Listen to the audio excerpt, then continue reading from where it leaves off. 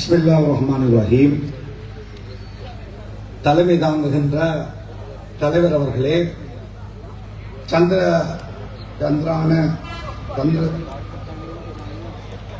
சந்திரசோம අපේ හිරුනිකා යකඩ එහෙම කියන එක කැමති නෑ. දක්ෂ දේශපාලකෙක්, එයාගේ තාත්තාත් අපේ මිත්‍රෙක්. හිරුනිකා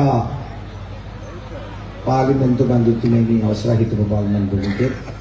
ඒ වගේම වනිතා මේ අතන කළ ආශ්‍රය වනිතා අංශේ බාර ඉන්න මංජුලා මෙතනකින් අවසරයි. ඒ වගේම රම්සාන් தோரா, அலியார் மௌலவி, ரசான், நவாஸ், முன்னாள் பிரதேச உறுப்பினர்கள், ரஹீம், கஜநாயக்க, பாசில், ரோக்ஷான், ரிஸ்வான், அனிஃபாஜி உட்பட இன்னும் முன்னால் இருக்கின்ற, மேடையில் இருக்கின்ற, மேடைக்கு அருகில் இருக்கின்ற உங்கள் எல்லோருக்கும் இறைவனுடைய சாந்தி சமாதானம் உண்டாகட்டும் என்று வேண்டியவனாக, அன்பு சகோதரர்களே, பெரியோர்களே, திகாரிய மண்ணிலே ஒரு கூட்டத்திலே பேசக்கூடிய வாய்ப்பை தந்த அல்லாஹ்வுக்கு நன்றி கூறியவனாக, அதே போல அழைப்பு விடுத்த ஏற்பாட்டாளர்களுக்கும் நன்றி கூறிக்கொண்டு, நாம் எமது சமூகம் கவனமாக சிந்தித்து வாக்குகளை அளிக்க வேண்டிய ஒரு தருணத்தில் இருக்கிறோம். கண்ணியத்துக்குரிய உலமாக்கள் இருக்கிறார்கள். உலமாக்களுக்கும் ஒரு தார்மீக பொறுப்பு இருக்கிறது. இந்த நாட்டிலே ஜஹரான் என்ற ஒரு காடையன் உலமா என்ற பெயரிலே பல இளைஞர்களை வழிகெடுத்து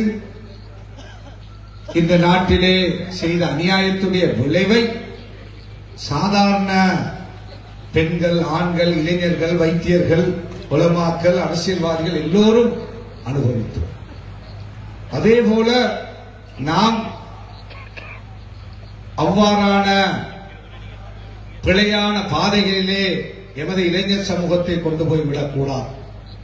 பெருந்தலைவர் அஷ்ரப் அவர்கள் ஒரு அரசியல் கட்சியை அன்று ஆரம்பித்ததை பெரிய கட்சிகளில் இருந்த பெரும்பான்மையின முஸ்லிம் தலைவர்கள் எதிர்த்தார்கள். அதே போல பெரும்பான்மையின கட்சி தலைவர்களும் எதிர்த்தார்கள். ஒரு சாதாரண குடும்பத்திலே பிறந்த ஒரு சட்டத்தரணியான அஷ்ரப் அவர்கள் எமக்கென்ற ஒரு கட்சி தேவை, நமது சமூகத்திற்கு அவர்களுடைய உரிமைகளை பெற்றுக் கொடுப்பதற்காக அவ்வாறான ஒரு கட்சியுடைய தேவையை உணர்ந்தார். அன்று அந்த கட்சியை அவர் உருவாக்காமல் இருந்திருந்தால் அன்று வடகிழக்கிலே இருந்த ஆயுத கலாச்சாரம் பல குழுக்களாக தமிழ் இளைஞர்கள் ஆயுதங்களை தூக்கிக் கொண்டு நாடு வேண்டும் என்று போராடிக் கொண்டிருக்கின்ற பொழுது சகோதர மொழியை பேசுகின்ற முஸ்லிம் இளைஞர்களும் அந்த பாதையிலே சென்றுவிடக் கூடாது என்பதற்கான ஒரு பிரயத்தனமாக அந்த கட்சியுடைய அமைப்பை, கட்டமைப்பை வழிகாட்டி இளைஞர் சமூகம் அவ்வாறு போய்விடாமல் பாதுகாக்கின்ற ஒரு பொறுப்பை அவர் கையிலே எடுத்து செய்தார். இந்த பகுதிகளிலே அல்லது வடகிழக்கு வெளியே உள்ள அரசியல் தலைவர்களால் அதை அன்று உணர முடியவில்லை. அவ்வாறு எமது சமூகமும் ஆயுதம் ஏந்தி ஒரு போராட்டத்திலே அது அந்த காலகட்டத்தில் அவ்வாறு செய்திருந்தால் வடகிழக்கிலே வாழுகின்ற மூன்றில் ஒரு பகுதி முஸ்லிம்களும் வடகிழக்கு வெளியே சிங்கள சமூகத்தோடு வாழுகின்ற மூன்றில் 2 பெரும்பான்மை முஸ்லிம்களும் நிச்சயமாக பாதிக்கப்பட்டிருப்பார்கள். ஒரு 7-8 இளைஞர்கள் ஈஸ்டர் குண்டு தாக்குதலிலே பிழையான பாதையிலே செய்த தவறினால் 2000க்கு மேற்பட்ட நமது கைமா சொன்ன உள்ளங்கள் சிறையிலே வாடியதை நாம் மறந்துவிட முடியாது. வீடுகளுக்குள்ளே இருந்த குர்ஆனை கூட ஒழித்து வைக்கின்ற அளவுக்கு, அரபு வார்த்தைகளை வீடுகளுக்குள்ளே இருந்து அகற்றுகின்ற அளவுக்கு பெரும்பான்மையின போலீசாரும் இராணுவத்தினரும் எம்மை பார்த்து சந்தேகப்படுகின்ற குசினிக்குள்ளே இருந்த கத்தியை கூட வைத்திருக்க முடியாத ஒரு துப்பாக்கி நிலை நமது தாய்மார்களுக்கு ஏற்பட்டது. டாக்டர் சாபியை போல எத்தனையோ புத்தியுள்ள வைத்தியர்களால் தன்னுடைய ஏனைய சிங்கள வைத்தியர்களோடு ஒன்றாக சேவை செய்ய முடியாத நிலை, வியாபாரிகளுக்கு வியாபாரம் செய்ய முடியாத நிலை, பெரும்பான்மை இனத்திலே தொழில் புரிகின்ற நமது ஏழை தொழிலாளர்களுக்கு அந்த தொழிலுக்கு சென்று அவருடைய முகங்களிலே ஒழிக்க முடியாத நிலை, இவ்வாறான கஷ்டங்கள் நமக்கு ஏற்பட்டதை இந்த சமூகம் மறந்துவிடக் கூடாது. அன்பு சகோதரர்களே, ஜேவிபி போன்றவர்கள் இந்த நாட்டிலே ஆயுதம் ஏந்திய கலாச்சாரம் இருந்ததை நீங்கள் அறிவீர்கள். அந்த காலத்திலும் எமது இஸ்லாமிய இளைஞர் சமூகம் அந்த பெரும்பான்மை இளைஞர்களோடு சேர்ந்து ஆயுதம் தூக்கிய வரலாறு கிடையாது. அவ்வாறு அன்று அவர்கள் தூக்கி இருந்தாலும் பல வகையான இன்னல்களை கஷ்டங்களை இந்த சமூகம் அனுபவித்திருக்கும். சகோதரர்களே, எங்களுக்காக பேசுவதற்கு ஒரு நாடு இருக்கவில்லை. எத்தனையோ முஸ்லிம் நாடு இருந்தது. ஆனால் கொரோனாவிலே மையத்தை பச்சை பச்சையாக எரித்துக் கொண்டிருந்த கோட்டாவுடைய அநியாயம் நடந்த பொழுது ஒரு நாடு கூட முன்வந்து ஐநாவிலோ அல்லது வேறு எங்கோ இது தவறு என்று பேசுகின்ற அளவுக்கு வக்கில்லாதவர்களாக இருந்தார்கள். எனவே இந்த நாட்டிலே 1000 வருஷம் நாங்கள் வாழ்ந்திருக்கிறோம், வாழ்ந்து கொண்டிருக்கிறோம். எமது மூதாதையர்கள் வாழ்ந்திருக்கிறார்கள். ஆனால் எந்த கட்டத்திலும் மன்னர்களுக்கு துரோகம் செய்தவர்களோ, ஆட்சியாளர்களுக்கு துரோகம் செய்தவர்களோ, நாட்டை கவிழ்ப்பதற்கு துரோகம் செய்தவர்களோ இந்த சமுதாயத்தில் இருக்கவில்லை. சிங்கள இளைஞர்கள் ஆயுதம் ஏந்திய பொழுதும் அவர்களோடு சேர்ந்து நாட்டுக்கு துரோகம் செய்யவில்லை. தமிழ் இளைஞர்கள் தனக்கு ஒரு நாடு வேண்டும் என்று போராடிய பொழுதும் அந்த போராட்டத்திலும் பங்குதாரராக மாறவில்லை. அவ்வாறு இருந்த சமூகம் கவனமாக சிந்தித்து இந்த வாக்கை அளிக்க வேண்டிய தேவை இருக்கிறது. கோட்டாபே என்ற கொடுங்கோலன் பௌத்த மக்களுடைய வாக்களால் வந்தேன் என்று பெருமையாக அதாவது சர்வாதிகாரி போல செயல்பட்டு 2 வருடங்கள் கூட நாட்டிலே வாழ முடியாத, ஆட்சி செய்ய முடியாத துர்ப்பாக்கிய நிலையை இறைவன் ஏற்படுத்தினான். இன்னும் புதிதாக வர இருக்கின்றவர்களும் 3 மாதம் 4 மாதத்தில் இந்த நாட்டின் ஆட்சியை தொலைத்து விடுகின்ற அளவுக்கு ஆக்கிவிடாதீர்கள் என்று நான் கேட்கின்றேன். இன்னும் சில உலமாக்கள், சில இளைஞர்கள் புதிய பாதையாம் மாற்றமாம் ஒருமுறை கொடுத்து பார்ப்போம். இது என்ன சின்ன விளையாட்டா? இது நாடு, இது நமது நாடு. இந்த நாட்டிலே நாம் வாழ வேண்டும், பிள்ளைகள் வாழ வேண்டும், நமது சந்ததி வாழ வேண்டும், சுதந்திரமாக வாழ வேண்டும். மத நம்பிக்கை கொண்டவர்கள் நாங்கள். மத நம்பிக்கை இல்லாதவர்களை ஆட்சிக்கு கொடுத்தால் எம்மால் வாழ முடியுமா? பஞ்சக பாதகங்கள் எல்லாம் சட்டபூர்வமாக ஆக்க வேண்டும் என்று சொல்லுகின்றவர்களை ஆட்சி பீடத்திலே ஏற்றினால் நம்மால் வாழ முடியுமா? நமது பிள்ளைகள் வாழ முடியுமா? தவறு என்று தெரிந்தும் குர்ஆன் ஹதீஸிலே தவறு என்று சொன்ன விஷயங்களை இந்த நாட்டிலே தவறில்லை என்று சட்டத்தை கொண்டு வந்து விடுகின்ற பொழுது எமது பிள்ளைகள் பாடசாலையிலோ யூனிவர்சிட்டியிலோ போய் அந்த தவறுகளை சட்டம் தானே என்று செய்வதற்கு நாங்கள் வழிவிட்டுக் கொடுக்க வேண்டுமா? கவனமாக சிந்தியுங்கள் அன்பு சகோதரர்களே. கண்ணியத்துக்குரிய உலமாக்கள் தவறாக, ஒரு சில உலமாக்கள் இந்த இளைஞர்களை பிழையாக வழிநடத்துகிறார்கள். ஒரு சில இயக்கங்கள் பிழையாக வழிநடத்துகிறார்கள். இந்த நாட்டிலே அவ்வாறான இயக்கங்கள் தான் இளைஞர்கள் மத்தியிலே மிக மோசமான கருத்துக்களை, நாட்டை கொண்டாடுகின்ற அல்லது இந்த நாட்டை கைப்பற்ற வேண்டும் என்ற கோஷங்களை எல்லாம் உள்ளங்களிலே புகுத்த அமைப்புகள் தான் சஹரான் போன்ற கையவர்கள் இந்த நாட்டிலே கொண்டு வடிப்ப. இவ்வாறு ஏஜெண்டாக வேலை செய்ததற்கு அமைச்சர் பதவியை அதற்கு பகரமாக பெற்றுக்கொண்டு அவ்வளவு மையத்தையும் நெருக்கும் போது போனை ஓபன் விட்டு இருந்த அமைச்சர் அலிசபதியை இந்த சமூகம் மறக்க முடியாது. அதே போலதான் இன்னும் ஒரு மௌலவி இப்பொழுது முஸ்லிம் தலைவர்களை பேசிக் கொண்டு திரிகிறார், முஸ்லிம் அரசியல்வாதிகளை பேசிக் கொண்டு திரிகிறார்.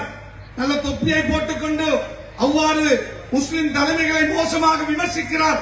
நாங்கள் ஒன்றும் செய்யவில்லையாம், 20 வருஷமாக நாங்கள் ஒன்றும் செய்யவில்லையாம், இந்த அரசியல் வாழ்க்கையிலே முஸ்லிம் தலைமைகள் ஒன்றும் செய்யவில்லையாம், பெருந்தலைவர் அஷ்ரப் ஒன்றும் செய்யவில்லையா? அகதிகளாக வெளியேற்றப்பட்ட 1 லட்சம் மக்களை கொண்டு போய் குடியேற்றவில்லையா? நாங்கள் எங்களை குற்றவாளியாக பேரினவாத சக்திகள் விருப்பத்தை அளிக்கிறோம், அதை அளிக்கிறோம், இதை அளிக்கிறோம் என்று பொய் சொன்ன பொழுது, வழக்கு போட்ட பொழுது, ஆர்ப்பாட்டம் பண்ணிய பொழுது முன்வைத்த காலை பின்வைக்காமல் என்ன வந்தாலும் பரவாயில்லை, ஹக்குக்காக நிற்க வேண்டும் என்று நின்று பாடுபட்டு உழைத்தவர்கள் அது செய்த விஷயம் அல்லவா? 75 பள்ளிவாசல்கள் அளிக்கப்பட்டது. இருந்த இடம் தெரியாமல் இருந்தது. இருந்த பள்ளிவாசல்களை இதைவிட இருந்ததை விட ஒருபடி மேலாக மீண்டும் கட்டி கொடுத்தோமே. பல நாடுகளுடைய உதவிகளை பெற்றதை செய்தோமே. 20,000 குடும்பங்கள் 30,000 குடும்பங்கள் அகதிகளாக இருந்த பொழுதும் அதிலே விரும்பிய 20,000 குடும்பங்கள் மீள வந்தார்களே. அவர்களுக்கு காணிகளை கொடுத்து, வீடுகளை கட்டி, பள்ளிகளை அமைத்து, பாடசாலைகளை கட்டி, அவர்களுக்கு தேவையான வசதிகளை செய்து கொடுத்தது இந்த தலைமைகள் இல்லையா? நோலிமிட்டிலே அளித்த பொழுதோ, திகரையிலே அளித்த பொழுதோ, அங்கே இங்கே அடிக்கின்ற பொழுதெல்லாம் அதற்கு எதிராக தம்முள்ளையிலே அங்கே இங்கே என்றாலும் ஓடி போய் உங்களுக்கு எம்பி இல்லாட்டியும் பரவாயில்லை, உங்களுடைய நமது சமூகம் சார்ந்த எண்ணிக்கை மாகாண சபை உறுப்பினர்கள், அரசியல் தலைவர்கள் உங்களுக்கு இல்லாவிட்டாலும் நாங்கள் இருக்கிறோம், உங்களை கைவிட மாட்டோம், நீங்கள் தைரியமாக இருங்கள், உங்களுக்கு செய்கின்ற அநியாயத்துக்கு எதிராக நீதிமன்ற நடவடிக்கை எடுப்போம் அல்லது அதற்கு எதிராக இனிமேல் இவ்வாறான விஷயங்கள் வராமல் தடுப்போம் என்று ஓடிப்போய் அவர்களுக்காக உழைத்தோமே.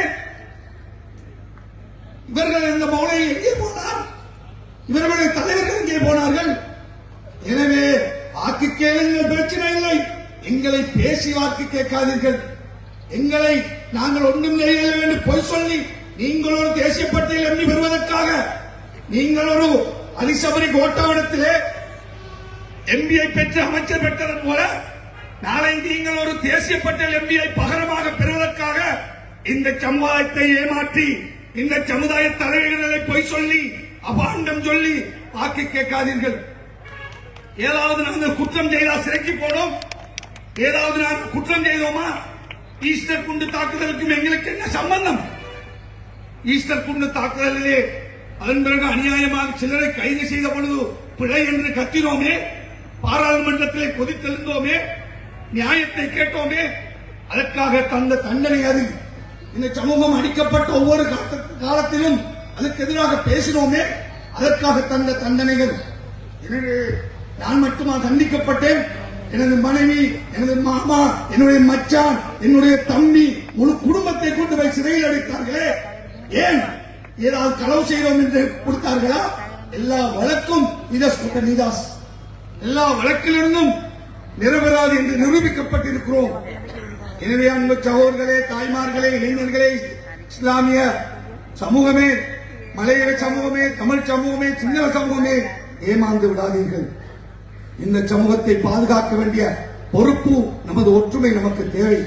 எனவேதான் உங்களிடத்திலே நாங்கள் வினயமாக வேண்டுவது, இந்த தேர்தலிலே போட்டியாளர்கள் மத்தியில் இருக்கின்ற வேட்பாளர்களே சஜித் பிரேமதாசாவை ஏன் ஆதரிக்க வேண்டும்?